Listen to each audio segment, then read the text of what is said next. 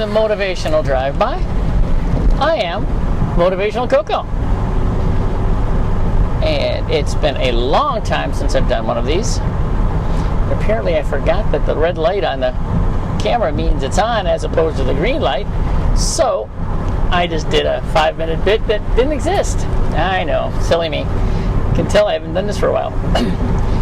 I've moved, had to reset up my studio, all kinds of fun stuff. I mean, it's been pretty wild. So, consequently,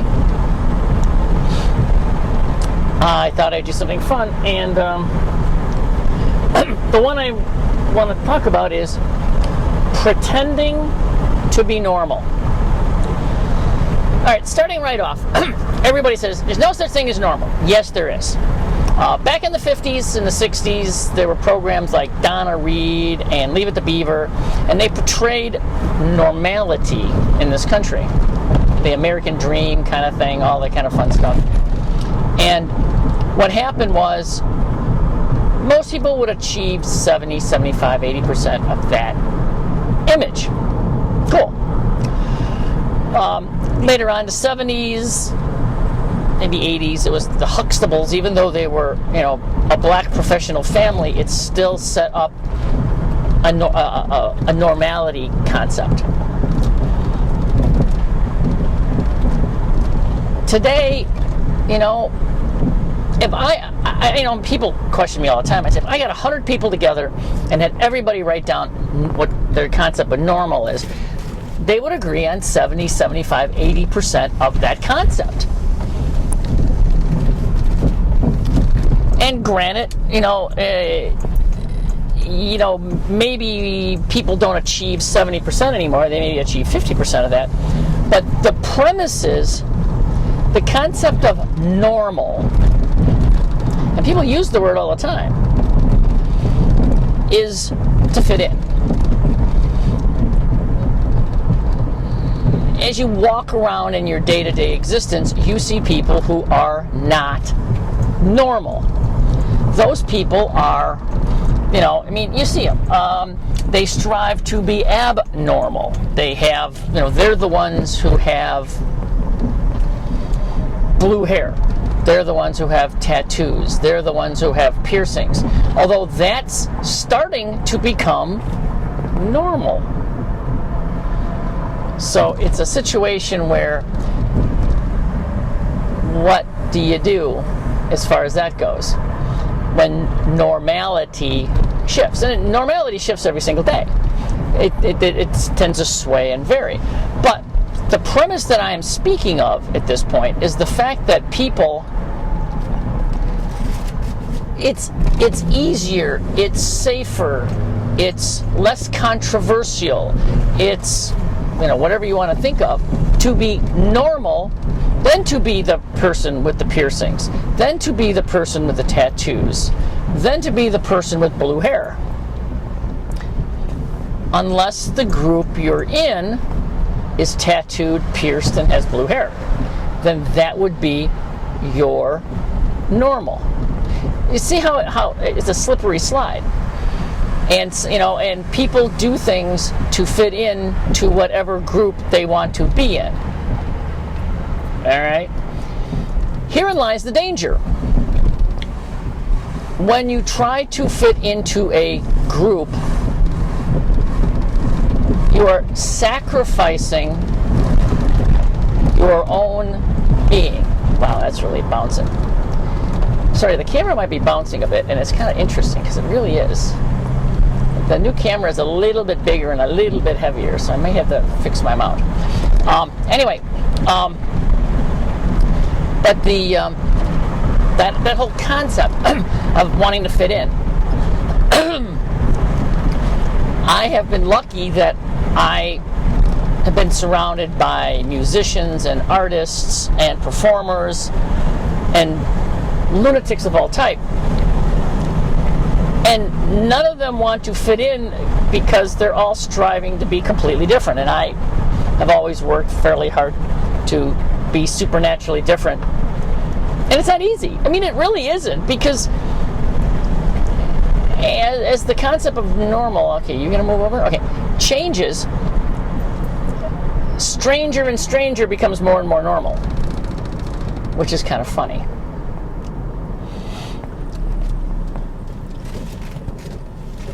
So getting back on task about pretending to be normal, we all do it to a certain extent. We all try to fit in. We all want to fit in. We all want, well, I don't. Because I've been ostracized enough through my life that it's kind of fun. I am of a high enough intelligence that I can entertain myself and entertain you, that I don't want to fit in. I don't want to be like everybody else. I don't want to be, somebody that disappears in the background. When I walk into the room, I want people to either go, "Oh God, no," or "Yeah, he's here. Wow, that's great." And I can pretty much say that in my case, pretty much everybody's got an opinion, either positive or negative, but nobody could, who cares? It's either, yeah, I'm glad he's here, or, oh my God, I wish he'd leave.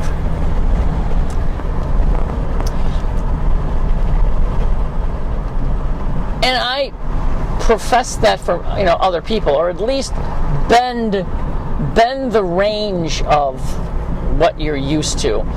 Bend that, expand your bubble of comfort as far as normality goes.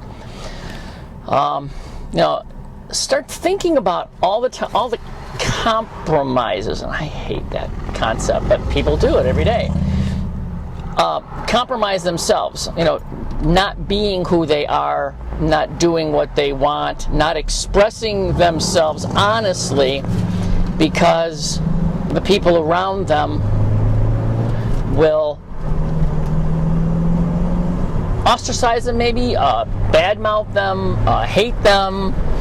I find this to be very, very prevalent in both religion and in politics, because tragically we've gotten to the point where we are starting to identify ourselves by our political affiliation, which is sick, because they're both the same and they're both messed up, but it doesn't matter. I've been both. I've been whack job liberal. I've been hard right core Republican, and they're all crazy. They're just wrong. They're all wrong, completely wrong.